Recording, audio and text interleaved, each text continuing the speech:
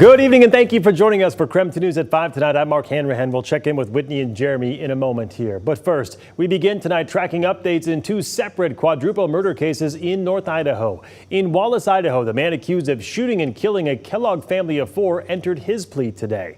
The suspect in the murders of 4 University of Idaho students was back in court today as well, as the court discussed if cameras will be allowed in the courtroom for his trial.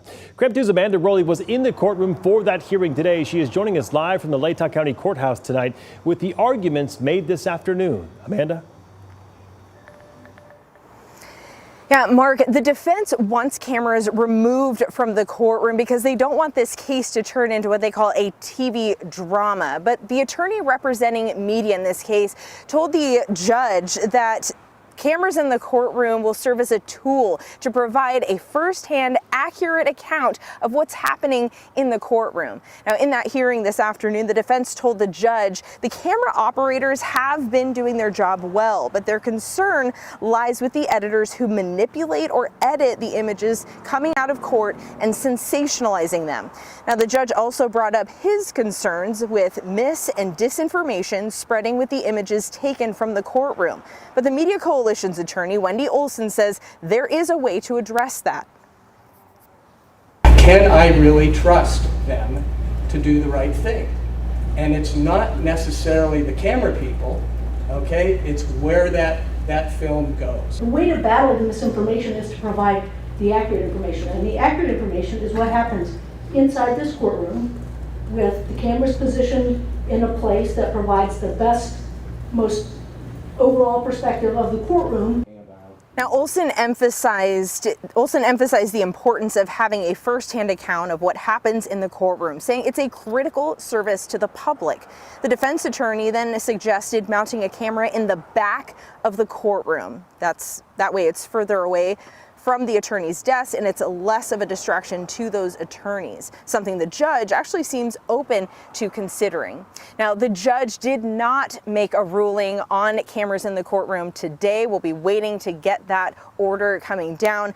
But in the meantime, Wendy Olson, that attorney representing the media, I spoke with her after the hearing. She said she's confident in her argument and says she believes the judge is taking these arguments heard today very seriously. Reporting from the Latah County Courthouse, Amanda Rowley, KREM 2 News. All right, Amanda, thank you very much. In the meantime, a Kellogg man accused of killing his neighbors on Father's Day is expected to go to trial early next year. KREM 2's Shannon Mowdy was in the Shoshone County courtroom today where Major John Kaler entered his plea this morning. In a hearing that lasted less than 20 minutes, Major John Kaler entered his pleas and had a trial date set. Mr. Kaler, as to counts 1, 2, 3, 4, and 5, what is your plea?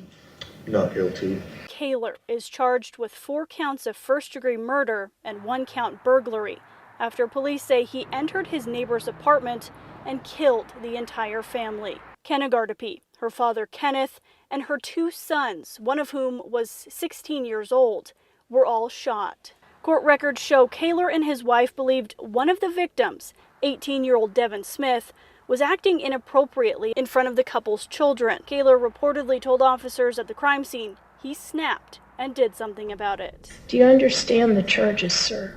Yes. Do you understand the maximum potential penalties? Yes.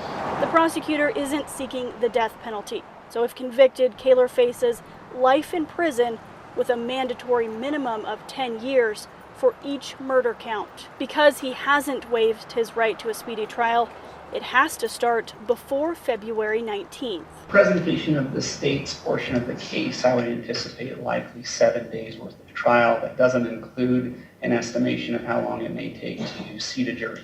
Also taken up Wednesday, the issue of a non-dissemination order put in place by the previous judge, sometimes known as a gag order.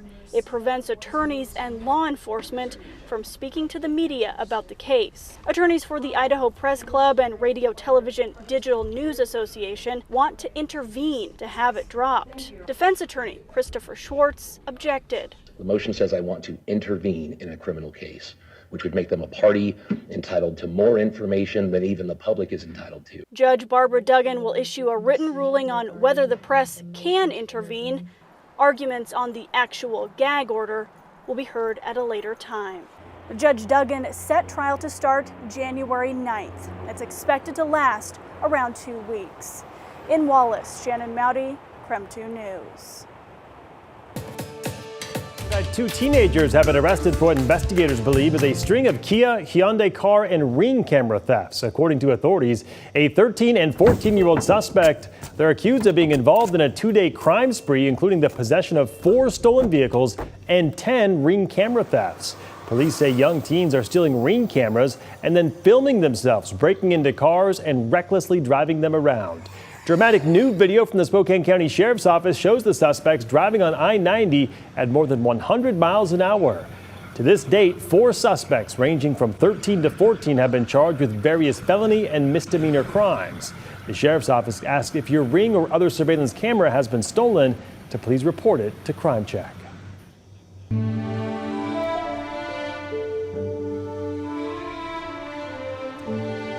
Well, in other news, today would have been Spokane civil rights activist Sandy Williams' 62nd birthday. Williams and her partner Patricia Hicks were killed last year in a float plane crash off Whidbey Island. In honor of her birthday, the Carl Maxey Center held a celebration filled with cupcakes, a lunch, and their weekly bingo game, all to celebrate the legacy of a Spokane trailblazer.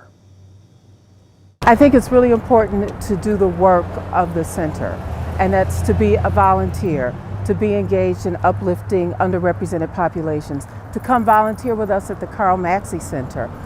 And be sure to join us on KREM 2 Plus for our special honoring the life and legacy of Sandy Williams. It is free to download on Roku, Amazon Fire, and on Apple TV.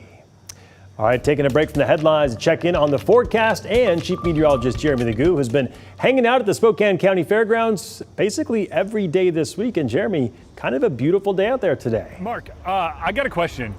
Yes? I haven't eaten anything yet. I literally have not, and I don't know where to even start. It's kind of overwhelming with all the options. Any suggestions? Well, I would suggest the thing that you're really familiar with, the corn dog, my friend.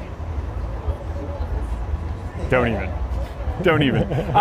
Mark is referencing the fact that I spent more than 20 years of my life traveling the country selling corn dogs as a full-on carny. That is not even an exaggeration, and that is a real life story. But now I do weather, so let's do that. That snow cone looked pretty good.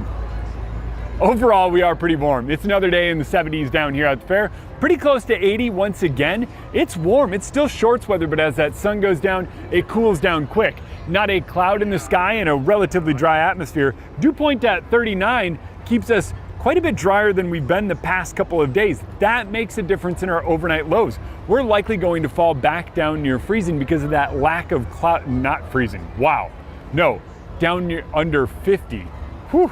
I do need food. I'm not eating a corn dog though. Corn dogs are great. I've just eaten probably over 1,000 in my life. That's not even an exaggeration.